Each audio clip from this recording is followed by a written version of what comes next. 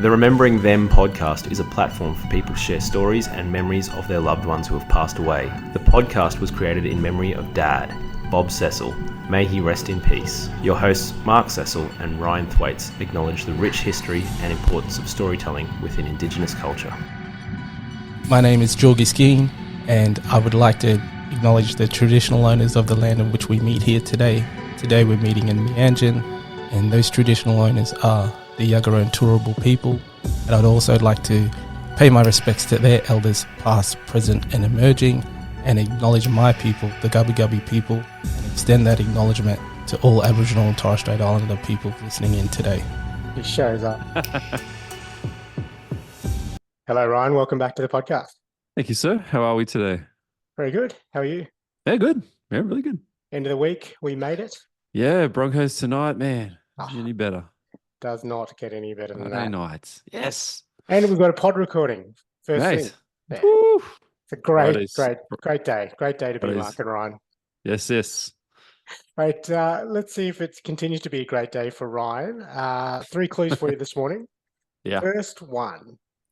More Western films have been shot here than anywhere else in the world. From classic Western to sci-fi movies, this place's landscapes have graced the silver screen many a times. Ah, that's cool. That's a really cool clue. All right. America. Like Texas, Nevada, California, or maybe Arizona. Oh, man. Let's go with... This is... Yeah, okay. Arizona. No. Oh, okay. Good guess. I think the clue kind of has narrowed it down for you. I think so. Clue number 2. This state has the youngest population in the nation, with 33% of residents under 18 and the mean age being 31.3. Wow, that's cool. Yeah. How about, all right, I got an idea here. How about Utah? Mate, you got it. Yes. How did that give it away or no? All right, so Utah, I know there's some desert in Utah. Yep. And the Mormon population, I feel like yes, is expanding, and they have a lot of kids. And so that's the only way you're going to shift them in, right? Well done. Thanks. Woo. Third and last clue. Okay. I stayed away from that because I knew that you knew about the Mormon population in Utah. So I purposely steered clear of any clues doing with the Mormons.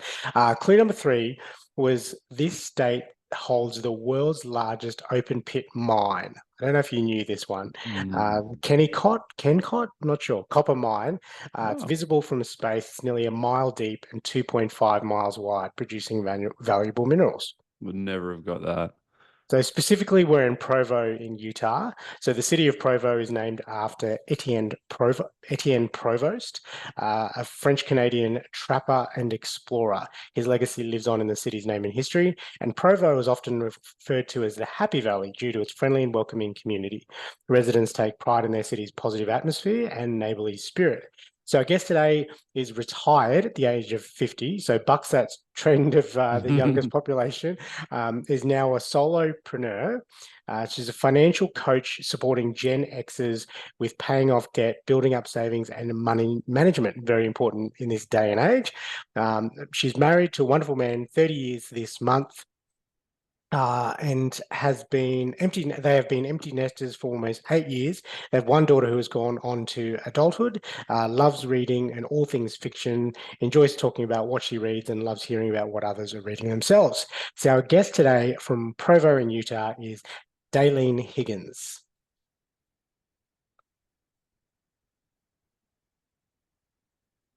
So welcome to the Remembering Them podcast officially, Dalene. Thank you very much for joining us all the way from Provo in Utah, but you're somewhere else today, you were just telling us. Yes, I'm in just outside of New Orleans in Louisiana. So yes, thank you for having me. Excellent. We normally ask our guest, Dalene, to start with, if we were visiting your home city, Provo in Utah, what would we do there? What are some things we must check out? Definitely go for a hike up in any of the mountains. There's some easy ones, there's some hard ones. There's some those that'll take you past some waterfalls. You could also go out onto the low desert and hike around there where you're not, climbing so much. We definitely have a lake there. You can go walk around the lake. It's not too hot right now. I think it's kind of cold at home right now. And when I say cold, they're saying it's about 50, but with wind and then, so yeah, to us, that's cold for spring when we've had 70, 75 for a couple of weeks before this drops. So Yeah, 10 degrees Celsius, Mark. Just yeah, I was going to say, translate. what is that? That would be cold for us. That's cold for us. That's very Yeah. cold for me, definitely. Yeah. Ryan, have you been to Utah before? Yeah, I have. Been to Salt Lake City, Park City, went skiing, and then Ogden, which randomly, and Cedar City when we were I was with my family when I was 13. That was wow. cool. Yeah. Yeah, we just drove through there. Yeah. I've been to America quite a nice. few times. Okay. Yeah. Yeah. Going from Ogden and Park City, which is north, you've got pine trees, you got trees, right? The mountains, and then you'd go down Cedar City. I don't know if you went further south or east. You've got the Red Rock. You've got, a lot of these sand areas that are just continually forming and changing with the wind and the water. So yeah, Is it's Monument beautiful. Valley in Utah? Yes. Yeah. I believe so. Yeah. It's a wild state, to go from desert to the mountains and how lush it is. It's crazy. Yes. Yeah. Yeah, it is. I know. And people are like, oh, down there. And I'm like, yeah, but it's completely different up north. I mean, we're all still desert, even, Park City is going to stay a lot cooler, but in the Provo, in the Utah, the valley there, we get upwards of 100, 110.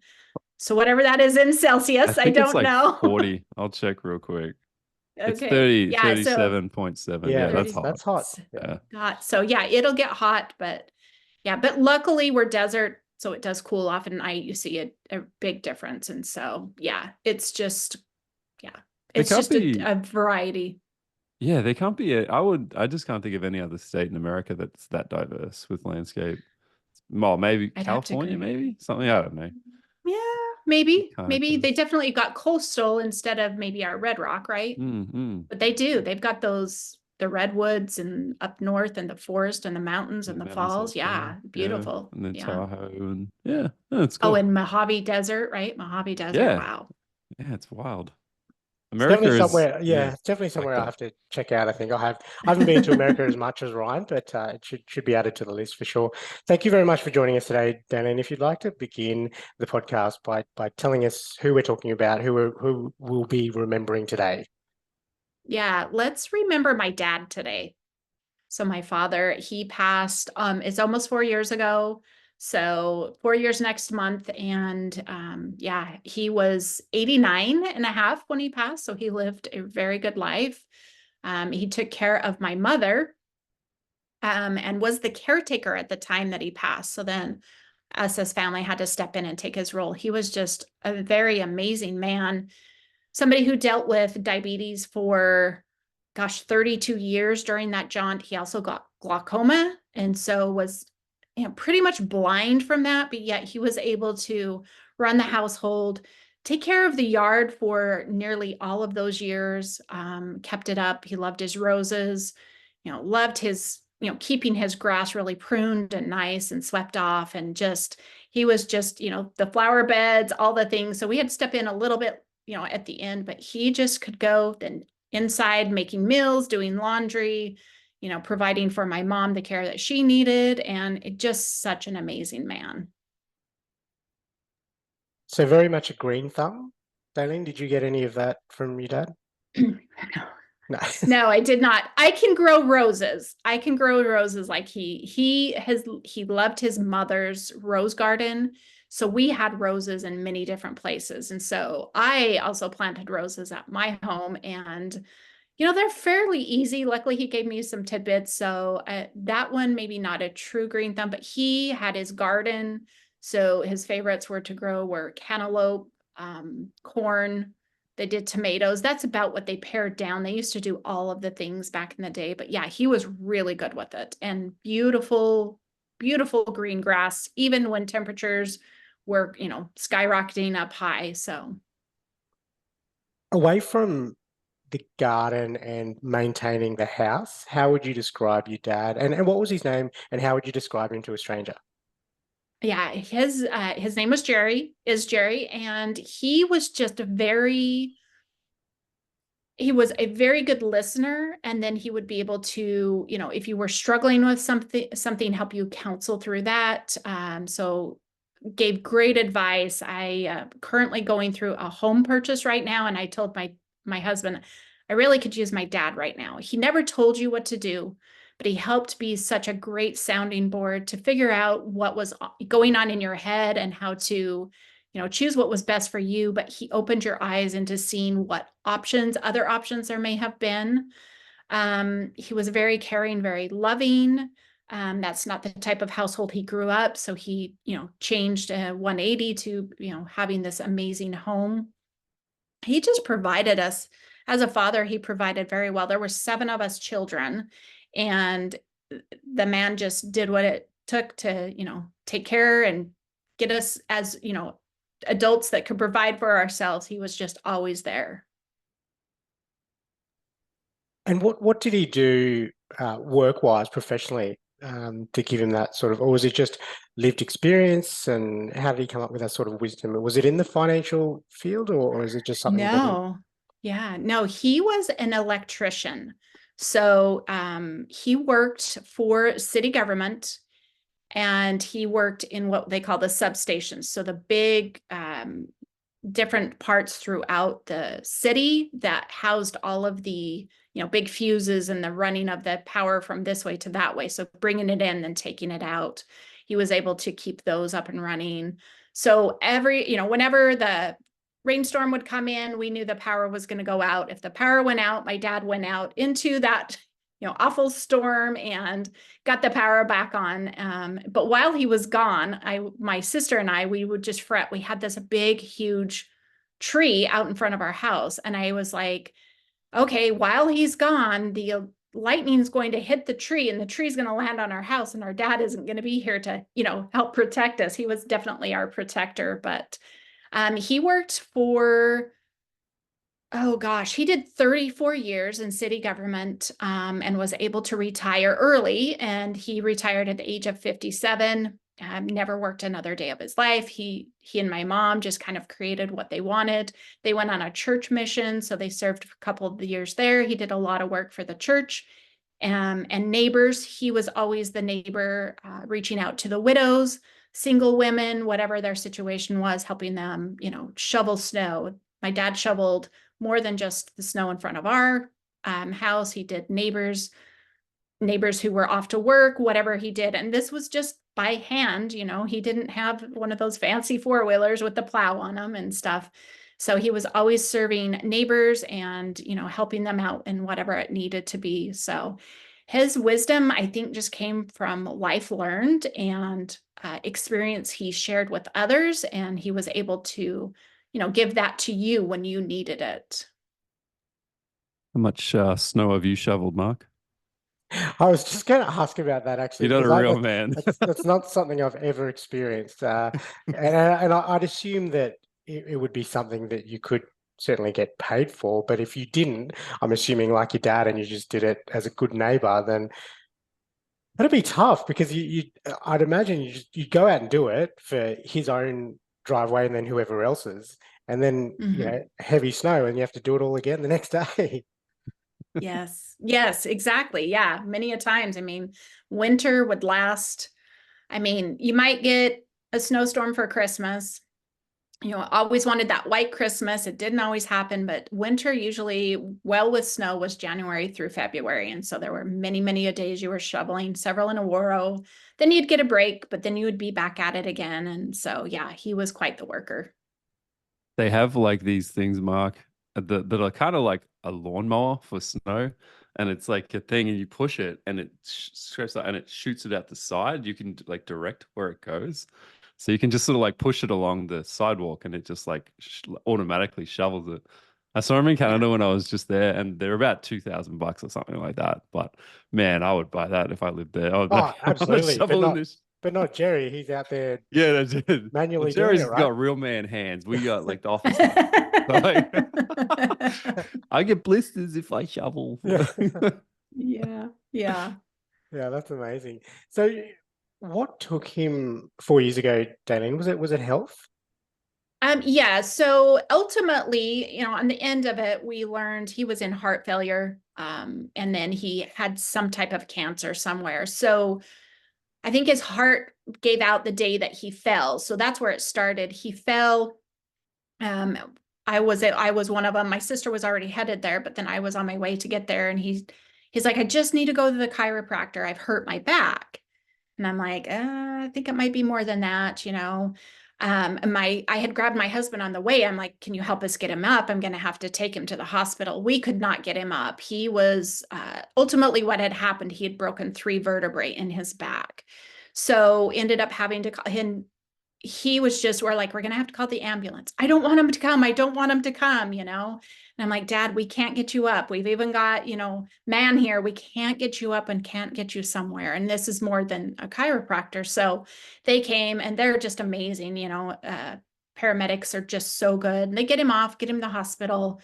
And so we bring him home, we're rehabilitating him, but that very first visit, they had missed the broken vertebrae.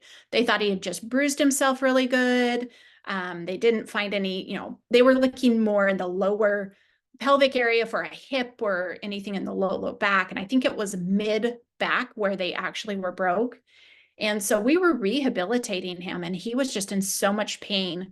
And eventually he had to go back. So he went back, and then that's when they found the broken vertebrae. He had some other things going on. They did find out he had been wearing a heart monitor prior to that to kind of get that. They're like, he's in heart failure. We found cancer. We don't know. It might be bladder or colon. They didn't know exactly where. And they're like, so I remember being at work and getting the call from my sister, we can go pick him up. So he'd been there, 3 days. She goes, we can go get him. And I said, okay. So I left work. And as I'm driving away, I'm thinking, because we're bringing him home on a hospice. I'm like, I'm going to pick up my dad to bring him home to die.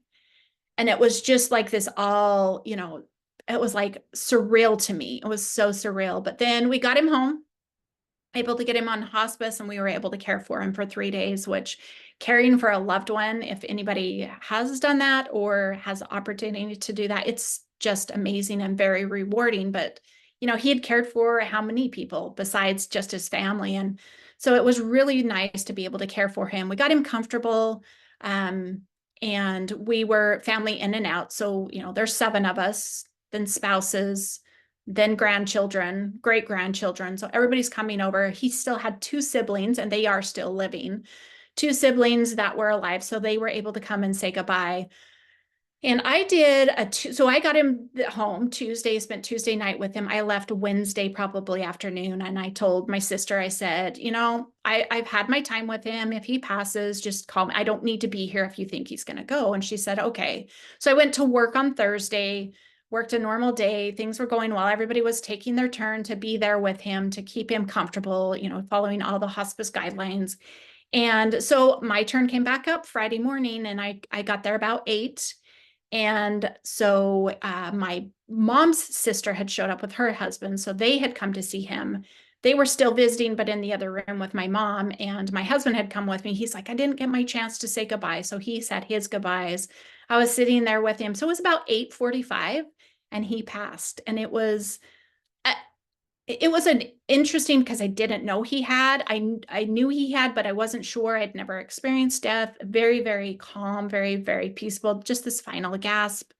And so yeah, it was so wonderful to be able to keep him comfortable and care for him and be there for him for those 3 days. What was that like for the family? Were there a range of emotions knowing that the time was coming? And did you have an idea that it was likely going to be a few days, or? Yeah. So, hospice, they always come in and they always kind of give their guess. And I think the nurse had said probably a week. So it was longer, than what she thought it was going to be longer than what it actually was. So I think we were all ready for it after having seen him and spent some time with him. And so then we were just kind of, being there for him. And so it just, in a way, I'm like, okay, I didn't expect for him to pass when it was just me, but it was at a point where no one else was there. It's just me and him. My mom's visiting with her sister and her brother-in-law. It was very quiet, very peaceful. And so, I think everybody else kind of worked through their emotions the same way. It was very hard that initial day and going through with it, but we knew it was time. And when we met with, because you meet with hospice chaplain, hospice social worker, as well as your nurse, and just talking about all the things. And I think they were all trying to grasp their minds around what is happening, how long is this going to be, what does it look like? And I think him passing more quickly than even they thought was actually a really good blessing, because we didn't have to worry about a lot of those things that could have been concerning going down the road. So. How would you say either yourself or even the family as well, on a broader scale, prepared for his passing, or was there anything that you could do to prepare? And I guess that's almost a question around what advice would you give for someone in a similar situation that they know that the time is if they're given a week. What helped you prepare for when he did pass? I'm trying to think. I did this with both of my parents, and so having gone through it a second time as well, hospice is amazing. So as soon as you can, get your parent or a loved one on hospice, even if they're going to be, you can be on hospice for up to 2 years. Getting that support there helps in a lot of ways that you don't have to worry about. So, them saying, here's the medications, this is how you administer them, do them and these things. I loved how they said, give him this if you feel uncomfortable or he's uncomfortable. And I love how they include the caretakers as well as that individual. But going into it, it was just having him comfortable and knowing that we can't reverse a heart failure. We can't, cancer, you can do treatments, but he was 89 and a half. My advice to individuals heading into any situation that might be similar or not, just spend as much time as you can with them, whether they're coherent or not. I sat there that entire morning talking to my dad, even I think when he passed, holding his hand and just being there with him, like being in this space with them, even if they're not alert or being able to talk. And I think he was more alert the other days, more as his eyes were fluttering. He was able to open them and kind of make some noises with his sister and his brother.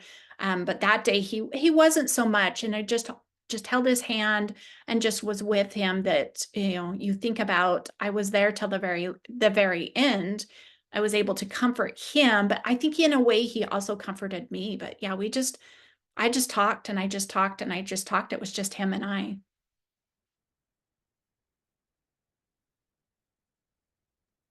Prior to your dad getting sick, Dalene, do you have a favorite story or memory that stands out? Oh gosh. My dad was a prankster, jokester, not really over the top or anything, but he could get, which I wouldn't say was out of character for him, but just when it happened, you're kind of like shocked. So, as a child, it was a daddy-daughter date get together for our church. And so we were having a picnic, spending the time with our dads, and then came the water fight. So he was playing, just as much as the rest of us. Everybody was soaked except for him. So I go home and I'm sharing. So I was 6 of 7 children. So I was sharing with the older girls who also did something similar. And they're like, yeah, dad doesn't get wet at water balloon fights. And it's just like, he's such a character and he was such a tease, that I don't know how he was so quick to get around. And he was involved. It's not like he was hiding. So yeah, he was just, he was good to lighten the mood. He could joke around, but he wasn't somebody that covered up anything with jokes. So that was always such a good thing with him, to just kind of lighten the mood when it wasn't necessarily needing to be deep and heavy anymore. Have you or any of the family taken on that prankster, jokester role? or got that from your dad? I have not. I don't know. We all kid around a little bit and tease. So we probably do have a little bit to choose a sibling. There's probably two sisters I would choose of the older three. Definitely they are probably more of that and quite the prankster. My cousin, so my dad's sister's daughter, she probably fits that bill. So it definitely runs in the family from, generation to generation. But yeah, teasing, lightening up, keeping it real, I think is very important. Did he have a favorite quote or saying that you can remember him by? Okay, so when I was growing up, and I cannot remember whose was whose, so I'm going to share both parents' advice. So it's like, if you can't say anything nice, don't say anything at all. I believe that was my dad's. And then my mom would say, don't lie.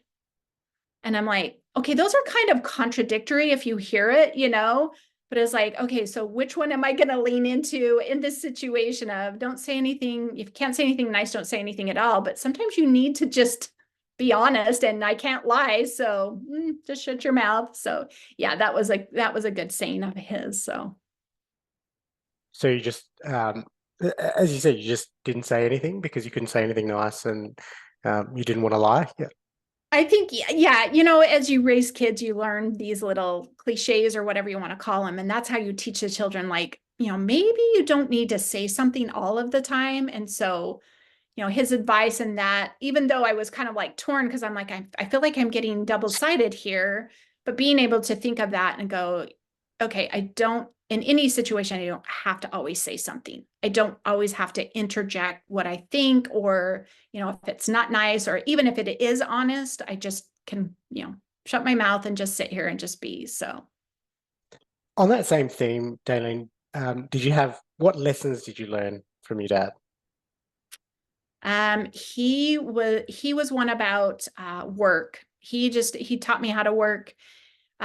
Most of my sisters were able to stay home and be the mom, stay at home mom. They didn't work. And so I was really struggling with it. It was my dad who really stuck by my side and said, well, think about this. She's going to be 5, go to school. How soon? Then what are you going to do? I was also in government, just like him. He's like, you've got pension. Are you going to let that go? You're already vested. He was just one that kind of opened your eyes and helped you see things. So, which I found surprising at that point, because they had just talked my other sister out of state. You don't need to be working, it's doing all of this. But I think he was so intelligent and wise to see the whole entire situation and the personality of every child, that while it wasn't for, the others to be working like me, he knew I would be good. So he really just was like, think about this, I'll support you in that. And both parents were really, really good. But he taught me about working hard, staying true to who you are and doing the right thing. And would you say that's advice that you took from him? And is there some piece of advice that you've passed on to your kids or other people in the family that you've learned from your dad? Yes, most definitely. My daughter is one that I never had to say, you need to go get a job. I say to her, are you doing too much? Are you, are you overwhelmed? Is your plate full? And that way as well. But another piece of advice my dad gave me, I just remembered, was, working in government, they have, and I think this is the same in corporations as well. They have a match, a 401k match. He had that at the city I was working for, because he worked for the same city, but they had done away with it. But he told me, if you ever get the opportunity to do that, you do that. And so, when I found the opportunity to change agencies and go work for another one, and they were matching, I'm like, this is exactly what my dad said to do. And so, very wise man, and just passing on something as simple as that. You're like, was he in the financial? No, but he did understand money in the very modest realm of, you work hard and you take care of what you earn, and you spend wisely, and him learning the importance of it and seeing how it served him. Like I said, he retired early. And it was unexpected. It was a great opportunity for him to retire. And that's why he did. And so he realized how much that match helped him through about 20 years of his life. So being able to share that wise step that he had, maybe he wouldn't have known had that happened. And, knowing I was in the very same exact situation as him was good. So. How would you say you honor your dad today? I'm honest. I'm true. I believe there's like very strong ethics and values. I keep my boundaries. I don't do things just because it's what people do. He was one that's like, nope, this is what I said I would do, so I would do it. Like I said, I'm going through this house purchase and I've got some dates mixed up in that I'm buying a house the day before I'm selling my house, and I essentially don't need to get a loan. So I'm trying to finagle that, and I feel so bad. And like, well, I agreed to this day already. And I know that came from my dad. It's like you put yourself out there and you commit, but life happens too, right? You've got to give yourself some grace in that. So, just trying to honor him and being true and truthful and honest and integrity to anybody I come in contact. So that's on the, I guess, the morality and ethics side of things. What about for you as a family? How do you remember your dad since his passing? We always think of him at different times of the year. We share different things that he's done. Remember dad at this time. So there's 16 years from the oldest child to the youngest child. And so the memories are very spread wide and far, but we still talk about his family would do the 4th of July that's celebrated here. Our 4th of July celebration, we'd have a family reunion. That was his family reunion. So my sister has created what we called, it's kind of in honor of him. She's like, I know dad would want us to get together. So we do a monthly dinner with siblings. So we have sibling dinner, we get together, whoever can come. There's nothing, forced about it. It's nothing, it's like come and do. And she says, I just know that dad would want us to do this. And so we do that in his honor and his memory, which he did that 4th of July reunion, continued that on as long as he could be in his honor of his mother. So it's, I think, great to pass on those traditions in whatever way. You can make those little tweaks, but you're doing them for the ones that have passed. How does that work practically, Dalene? Do you go to someone's house or do you all go out somewhere? We all go out somewhere. My oldest sister, she's taken charge. That's what the oldest children get stuck with. I'm one of the babies. So anyways, yeah, we kind of choose. I help her choose. So it's not just all on her. We just meet. It's second Saturday of every month. So you've got the date already scheduled. You just don't know where you're going until she figures it out. She's the pickiest eater out of us all. So we let her choose to a certain extent. I tell her she can, kind of open up, but she's a lot like my dad, meat, potatoes, and veggie. That's my dad. That's her. Very plain, very homebody. But yeah, so it's been a really good experience. Yeah, I think Lovely. that's a lovely way to remember him and honor him. And I'm sure he'd come up in conversation during those catch-ups as well. Yes, very much so. Let's picture everyone going to Sizzler or something. Yeah, Sizzler's over there. Do you how many grandchildren did he have? I'm just picturing an army. Yeah, so there were 23 grandchildren. Yes. And then 24 great grandchildren at the time he passed. Wow. So yeah. So it seems to me almost physically impossible to stay dry during a water fight. Yeah. I need to know this secret. How did he do it? He's made I don't know. Teflon. And so I did it the year before my younger sister did, and I'm like, okay, watch him because he, get him wet. He's That's cheating like what somehow, we're telling you. surely, yeah. Yeah, and so all of us girls were like, we don't know how. We just tried to figure it out. He's coated I don't know. in something. Exactly. I would. This will lead to our last question, Dalene. But if I had met your dad, I'd be asking him, "What are your secrets? What are you doing? How do you do it?" Because I love a good water fight. But for yourself, if your dad was in front of you today, this is traditionally, I need to give you this warning, traditionally our toughest question that we ask our guests, but if your dad was in front of you today, what would you say to him? I would say thank you for all of your wisdom and being open and loving and caring and helping me grow into the individual I am today.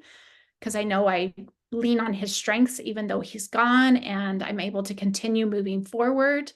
I would, just say thanks for helping me build a strong foundation. I had him for, gosh, 49 years, not quite 50 years of my life. So I had him a long, long time. And I know some people don't get their parents that long. I was grateful to be able to serve him. I was their executor. So I stepped in well before he was even sick, as his eyes were limiting. My mom had dementia. So I took over a lot of the financial role, helping them make decisions and some of those things, helping, he got his house roofed like couple of years before he passed, and just helping him set those things up. So I know I was able to show him what he taught me and what he led by example in even those couple of years. But I would just also reiterate that, I've been able to keep going because of the example he had created and done and the things he taught me. I think he'd be very happy to know that he's had that influence on you, and you've taken that and run with it and continued on in his memory. So thank you for sharing that, and thank you for sharing all of the stories and memories of Jerry, and all the lessons that you've learned along the way, and also the advice as well that you have been able to pass on, or I guess leave for potential guests that are listening to this that might be going through something similar, or might in the future go through something similar. So appreciate you giving up your time, Dalene. Thank you very much for joining us on the podcast and sharing your beautiful stories and memories of your dad, Jerry. Thank you for having me. Thanks, Dalene. So Ryan, that was Dalene from Provo in Utah. Congrats on getting the pronunciation correct as well. Yes, we took a stab in the dark there, and don't have to edit. No, don't have to edit it. Luckily, we're here with Dalene. Yes. We're never too sure. It's but that one was a bit of a safe bet, I think, and we got it right, thankfully.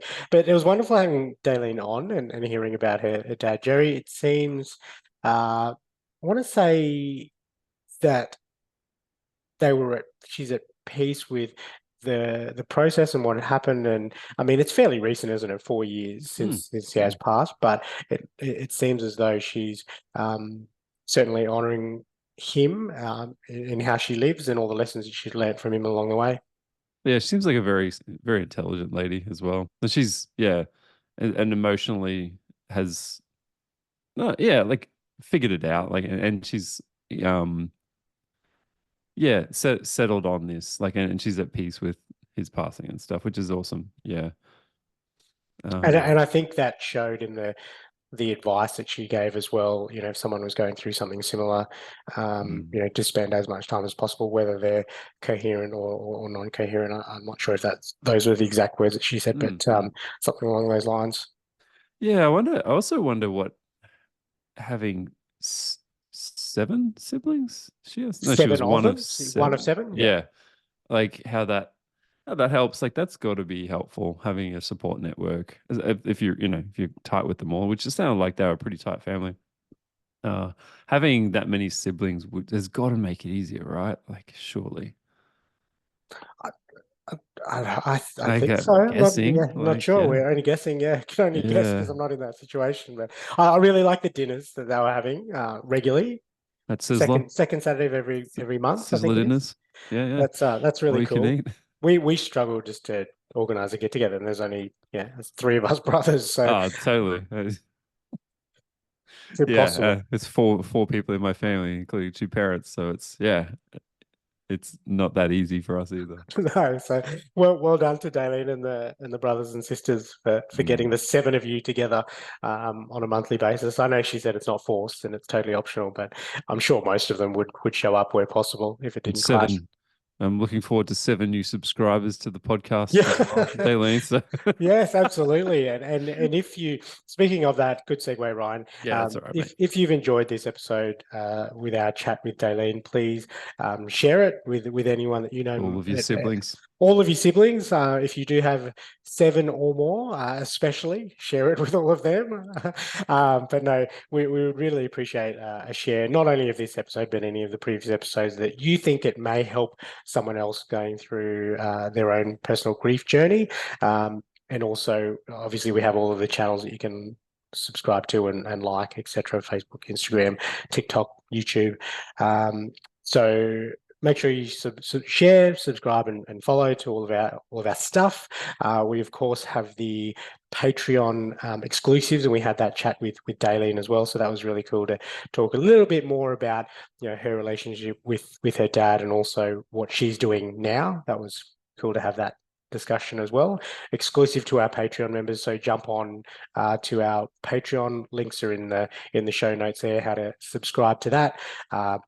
$6 a month, US, $9 Australian. So jump on there. It's not a huge cost, and you can listen to our exclusive chat with Dalene, but also our previous guests from this year as well. And it's always really fun, those chats. And last but not least, my legacy message service is there as well. If you'd like to leave a message to your loved ones after you've gone, then that's an opportunity and a service that we provide. Dalene actually uncovered the secrets to retire early in the Patreon chat, so you'll have to subscribe to hear those. Yes, so you're right. It is financially beneficial for you as well. Yeah. I gotta be honest. It wasn't. Yeah, we can't lure people in like that. But no, but Dalene is retired, and extremely young, which is amazing. So that's, yes, exactly. I'm so happy for her. Awesome. It's regardless of that white lie, it's worth the subscription. So jump on a Patreon. Ryan, thank you for joining me. Yourself, great. Thank you, sir. Another great podcast, another great episode. Yeah, good start to the Friday. I'm feeling good. Absolutely. Now I got to do a work call, which I'm not looking forward to. So no, and look, just before we jump off, what I will say about the Patreon chat is Dalene talked about the enjoyment that she's had around her easier mornings in retirement. So we're not in that situation, unfortunately. You and I are about to punch out a full day's work. So I look forward to that when we get to there. That's true. Thank you, mate. Have a good day. See you, mate. Talk to you next time. Bye. Bye-bye. The Remembering Them podcast is created for entertainment purposes. Mark and Ryan are not licensed mental health professionals. If you would like to discuss your mental well-being, several free resources are available in Australia. Information about these services is available in the podcast notes. Please take the time to contact a loved one today and tell them how much you appreciate and love them.